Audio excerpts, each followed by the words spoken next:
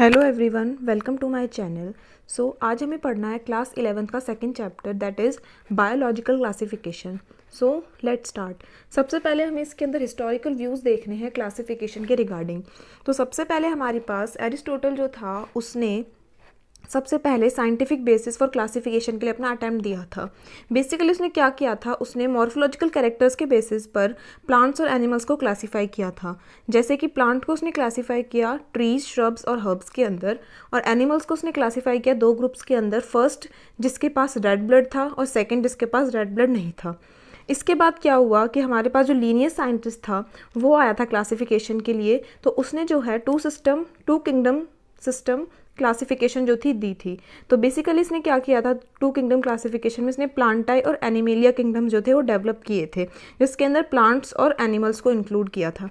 लेकिन क्या हुआ कि जो लीनियस था उसकी जो क्लासिफिकेशन थी वो आगे सपोर्ट नहीं कर पाई, क्योंकि कुछ ड्रॉबैक्स थे इसके, लाइक ये जो है यूकैरियोट्स और प्रोकैरियोट्स के बीच में डिस्टिंग्विश नहीं कर पाया था, डिफरेंस नहीं बता पाया था।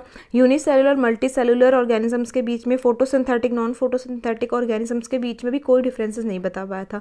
तो इसीलिए क्या हुआ कि जो इसकी क्लासिफिकेशन जिसको डिस्कार्ड कर दिया। तो नेक्स्ट जो इंपॉर्टेंट क्लासिफिकेशन आती है जो मेनली फॉलो की गई आगे साइंटिस्ट के थ्रू, वो थी हमारे पास आर.एस. विटेकर ने दी थी 1969 के अंदर, और उसने जो है 5 किंगडम क्लासिफिकेशन जो थी वो दी थी। और वो किंगडम्स क्लासिफिकेशन क्या क्या थी, Monera, Protista, Fungi, Plantae and Animalia. और हमारे पास यहाँ पे टैबुलेटेड फॉर्म में कुछ कैरेक्टरिस्टिक्स हैं 5 किंगडम क्लासिफिकेशन के। बेसिकली जो क्राइटेरिया था इस क्लासिफिकेशन का, उन्होंने इंक्लूड किया था सेल की स्ट्रक्चर को, थैलस के ऑर्गेनाइजेशन को, मोड ऑफ न्यूट्रिशन को, रिप्रोडक्शन को, फाइलोजेनेटिक रिलेशनशिप को। नाउ अब हमें हर एक जो किंगडम है वो हमें डिटेल में पढ़ना है। सबसे पहले हमारे पास इसके अंदर आता है kingdom Monera. Kingdom Monera basically हमारा इंक्लूड करता है बैक्टीरियाज को। बैक्टीरिया जो होते हैं वो इसके सोल मेंबर्स होते हैं। सोल मेंबर का मतलब क्या है कि अकेले सिर्फ वही इसके अंदर इंक्लूड किए जाते हैं। तो मेनली जो बैक्टीरिया होते हैं, अगर हम देखें तो माइक्रो ऑर्गेनिज्म है जो हमें हर जगह पर मिलते हैं। 2 टाइप्स के हमारे पास इसके अंदर बैक्टीरिया इन्वॉल्व हैं। पहले आता है हमारे पास आर्के बैक्टीरिया, नेक्स्ट आता है हमारे पास यू बैक्टीरिया। आर्के बैक्टीरिया जो होते हैं मेनली बैक्टीरिया बहुत ही स्पेशल होते हैं, क्योंकि जो इनका हैबिटेट में जहाँ पर ये रहते हैं, तो बेसिकली क्या होता है कि जो ये आर्के बैक्टीरिया होते हैं बहुत ही हार्श कंडीशन के अंदर रहते हैं। हार्श कंडीशन का क्या मतलब है कि मेनली बहुत ही सॉल्टी एरियाज़ के अंदर, बहुत ही हॉट स्प्रिंग या मार्शी एरियाज़ के अंदर रहेंगे। तो ये आर्के बैक्टीरिया जो होते हैं मेनली ये हमारे और बैक्टीरिया से इसीलिए अलग हो बेसिकली, क्योंकि इनके अंदर जो सेल वॉल है उसका स्ट्रक्चर अलग है, और भी बहुत सारे फीचर्स हैं जो कि इनको रिस्पॉन्सिबल बनाते हैं कि ये एक्सट्रीम कंडीशंस के अंदर रह सकें। नेक्स्ट आता है इसमें यू बैक्टीरिया। जो यू बैक्टीरिया होता है मेनली उसको हम ट्रू बैक्टीरिया भी बोलते हैं। इनकी कैरेक्टरिस्टिक्स क्या है, इनकी फीचर क्या है कि जिससे ये इतने स्पेशल हैं। मेनली इनके अंदर एक तो सेल वॉल रिजिड रहती है, ये मूवेबल होते हैं फ्लैजिलम के थ्रू। नेक्स्ट इसके अंदर हमारे पास कुछ और फर्दर टाइप्स की भी आते हैं, लाइक साइनोबैक्टीरिया है, फोटोसिंथेटिक ऑटोट्रॉफ्स है, कीमोसिंथेटिक और हेटरोट्रॉफिक है। साइनो जो हमारे पास बैक्टीरिया होता है वो बेसिकली ब्लू ग्रीन एल्गी से रेफर करता है। जैसे कि हमें पता है कि साइनोबैक्टीरिया के अंदर हमारे पास ब्लू ग्रीन एल्गी इन्वॉल्व होगी। ब्लू ग्रीन एल्गी बेसिकली यहाँ पे क्या है कि क्लोरोफिल ए को कंटेन करती है, जो कि ग्रीन प्लांट से बिल्कुल सिमिलर होती है। इनके पास और क्या फीचर्स होते हैं कि जो ये साइनोबैक्टीरिया होते हैं ये हमारे पास किसी भी फॉर्म में मिल सकते हैं, लाइक ये हमें एक सेग्रीगेशन के फॉर्म में जिसको हम कॉलोनी बोलते हैं, फिलामेंटस भी मिल सकते हैं, यूनिसेलुलर भी हो सकते हैं, ये फ्रेश वाटर में भी मिल सकते हैं, ये हमें मरीन वाटर में भी मिल सकते हैं। अब अगर हम देखें तो जब ये कॉलोनीज में प्रेजेंट होते हैं तो ये क्या होता है कि ये एक जिलेटिनस शीट से कवर्ड होती है।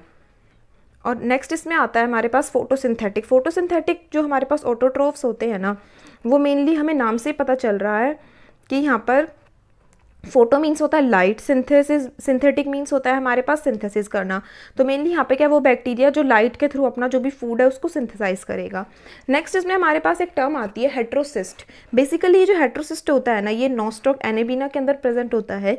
ये क्या होता है हमारे पास कुछ ऑर्गेनिजम्स होते हैं, वो क्या करते हैं कि जो हमारे पास एटमॉस्फेयर की नाइट्रोजन होती है उसको कुछ स्पेशलाइज सेल्स के अंदर फिक्स करते हैं, और उन सेल्स का नाम होता है हेट्रोसिस्ट। लाइक हम डायग्राम में देख सकते हैं। एक इसके अंदर म्यूसिलिजिनस शीथ है और हेट्रोसिस्ट प्रेजेंट है। नेक्स्ट इसमें हमारे पास chemosynthetic bacteria. Chemosynthetic bacteria, chemosynthetic autotrophs क्या होते हैं हमारे पास, ये बेसिकली नाम से पता चल रहा है, कीमो मीन्स की केमिकल की मदद से ये जो है अपना फूड सिंथेसिस करेंगे। तो यहाँ पर क्या होता है, जितने भी हमारे पास इनऑर्गेनिक सब्सटेंसेस होते हैं उनको यहाँ पर ये ऑक्सीडाइज करता है। लाइक हमारे पास नाइट्रेट, नाइट्राइट, अमोनिया, ये सभी इनऑर्गेनिक सब्सटेंसेस हैं, इनको ये ऑक्सीडाइज करता है। तो ऑक्सीडाइज होते हैं तो यहाँ पर एनर्जी रिलीज होती है। तो एनर्जी रिलीज होने के बाद वो जो एनर्जी होती है वो एटीपी के प्रोडक्शन के लिए हम यूज़ करते हैं। सबसे ज़्यादा जो बेसिक रोल होता है अगर हम देखें तो वो होता है कि जितने भी न्यूट्रिएंट्स होते हैं यहाँ पे, लाइक नाइट्रोजन है, फॉस्फोरस है, आयरन है, सल्फर है, इनकी रिसाइकलिंग करता है। तो रिसाइकलिंग न्यूट्रिएंट्स बेसिकली करता है कीमोसिंथेटिक ऑटोट्रॉफ। नेक्स्ट इसमें हेटरोट्रॉफिक बैक्टीरिया। हेटरोट्रॉफिक बैक्टीरिया जो है वो नेचर के अंदर बहुत ज़्यादा अबंडेंट है, बहुत ज़्यादा इनरिच है, भरे हुए हैं। इनके अंदर क्या होता है कि ये ना हमारे पास सबसे ज़्यादा डिकम्पोजर्स को इन्वॉल्व करते हैं। मेजॉरिटी में इसमें डिकम्पोजर्स प्रेजेंट होते हैं। एग्जाम्पल में हम देख सकते हैं कि लाइक जो हम होम्स के अंदर जो मिल्क से कर्ड बनता है उसको ये मेनली परफॉर्म कराने में हेल्प करते हैं। उसके बाद एंटीबायोटिक्स का प्रोडक्शन हो गया, नाइट्रोजन की फिक्सिंग हो गई लेग्यूम्स के अंदर, रूट्स के अंदर। कुछ हमारे पास पैथोजेंस होते हैं जो डिजीज़ को कॉज करते हैं to human beings, crops, farm animals. इसमें हम एग्जांपल देख सकते हैं like cholera, typhoid, tetanus, citrus cancer, ये सभी हमारे पास डिजीज है जो डिफरेंट डिफरेंट बैक्टीरिया करते हैं।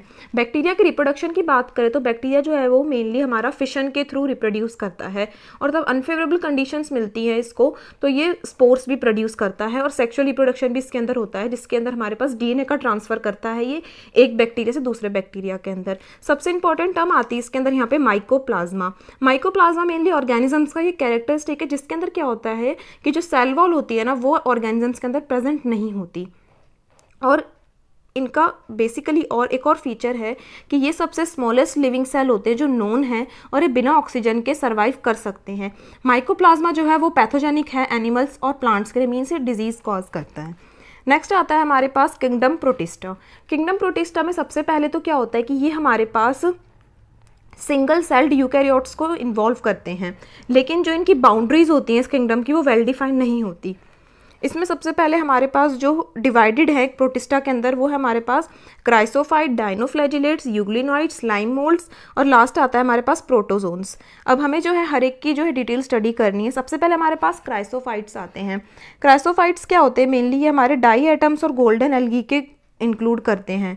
ये हमारे पास कहाँ पे रहते हैं, हैबिटेट की बात करें तो फ्रेश वाटर के अंदर भी रहते हैं और मरीन इन्वायरमेंट के अंदर भी रहते हैं। ये काफ़ी माइक्रोस्कोपिक होते हैं, बहुत छोटे होते हैं, तो ये वाटर करंट के अंदर पैसिवली फ्लोट करते रहते हैं। और अगर हम इनके फूड की बात करें तो ये मेनली फोटोसिंथेटिक होते हैं, ग्रीन मेनली लाइट से अपना जो है खाना बनाते हैं। और इसके अंदर अगर हम और डिटेल में जाएं तो अगर डाई एटम्स जो होते हैं यहाँ पे वो ओशंस के अंदर बहुत ही ज़्यादा अच्छे प्रोड्यूसर्स होते हैं। नेक्स्ट आता है इसके अंदर डायनोफ्लैजिलेट। डायनोफ्लैजिलेट हमें नाम से पता चल रहा है, डायनो मीन्स 2 फ्लैजिलेट्स इसके अंदर होंगे। इसके अंदर क्या होता है कि जो ये ऑर्गेनिजम्स होते हैं, अगर हैबिटेट की बात करें तो वो मरीन होते हैं और ये फोटोसिंथेटिक होते हैं। अगर हम इसमें देखें तो डिफरेंट डिफरेंट कलर्स, पिगमेंट्स के थ्रू मेनली ये प्रोसेस करते हैं, like yellow, green, brown, blue और रेड, डिपेंडिंग अपॉन कि इनके सेल्स में कौन सा पिगमेंट होता है। ठीक है, इसमें हमारे पास लाइक एग्जांपल है कि रेड जो हमारे पास डायनोफ्लैजिलेट है, जिसका एग्जांपल हमारे पास गोनी ओलेक्स, ये क्या करता है, ये मेनली मल्टीप्लिकेशन में जाता है, जिसकी वजह से वो जो हमारे पास रेड टाइड्स है उसको वो फॉर्म करता है। रेड टाइड का मतलब क्या है कि तब हमारे पास पूरी जो सी होती है ना वो तब पूरी रेड हो जाती है। टॉक्सिन्स जो है मेनली वो भी बहुत ज़्यादा अमाउंट में रिलीज़ करता है, जिसकी वजह से क्या होता है कि हमारे पास जो और एनिमल्स रह रहे होते हैं, marine animals such as fishes, उनकी डेथ कॉज हो सकती है। नेक्स्ट आता है इसमें यूग्लिनॉइड। यूग्लिनॉइड क्या होता है, मेनली हमारे पास ये फ्रेश वाटर ऑर्गेनिजम्स होते हैं जो हमें स्टेगनेंट वाटर के अंदर मिलते हैं। सेल वॉल के इंस्टेड इनके पास एक प्रोटीन रिच लेयर होती है जिसको हम पेलिकल बोलते हैं, बहुत इंपॉर्टेंट है। वो क्या करती है, मेनली इस जो यूग्लिना होता है जो यूग्लिनॉइड्स के अंडर आता है, इसको फ्लेक्सिबल बनाती है, मूवेबल बनाती है। अगर हम यूग्लिनॉइड्स की बात करें, सबसे इसका जो बेसिक फीचर है, यूनिक फीचर है, वो है कि इसके अंदर 2 फ्लैजिला होते हैं, एक शॉर्ट होता है, एक लॉन्ग होता है। फोटोसिंथेटिक ये मेनली हमारे पास रहता है क्योंकि प्रेजेंस ऑफ लाइट में ये अपना खाना जो है वो बनाता है। नेक्स्ट अगर हम इसमें एग्जाम्पल की बात देखें तो यूग्लिनस का बहुत अच्छा एग्जाम्पल है, जैसे कि हमने डायग्राम में दिखाया हुआ है। उसके बाद नेक्स्ट आता है इसके अंदर हमारे पास स्लाइम मोल्ड्स। स्लाइम मोल्ड जो होते हैं ना हमारे पास वो सेप्रोफाइटिक प्रोटिस्टा होते हैं, मीन्स जो डेड डिकेइंग जो मैटर होता है मेनली उसके ऊपर लाइव करते हैं। अगर हम इसकी बॉडी की बात करें तो जो इसकी बॉडी होती है ना मेनली वो ट्विग्स और लीव्स को डिकेइंग जो होती है ना, डिकेइंग ट्विग्स और लीव्स उनको इनगल्फ करती हैं। और अगर सूटेबल कंडीशंस इनको मिल जाए तो ये एक एग्रीगेशन बनाती है जिसको हम प्लाज्मोडियम बोलते हैं, जो ग्रो करता है और फिर स्प्रेड कर जाता है। ये तो हो गई सूटेबल कंडीशन की वजह से, पैरामीशियम के हमने डायग्राम दिखाया हुआ है। अनफेवरेबल कंडीशन में क्या होता है कि जो हमारे पास ये प्लाज्मोडियम होता है ना ये मेनली डिफ्रेंशिएट होता है, डिफ्रेंशिएट हो जाएगा तो मेनली ये फ्रूटिंग बॉडीज़ बना देगा जिसमें इसके पास स्पोर्स होगा टिप पर, और जो ये स्पोर्स होते हैं इनके पास फिर ट्रू वॉल्स रहेंगी।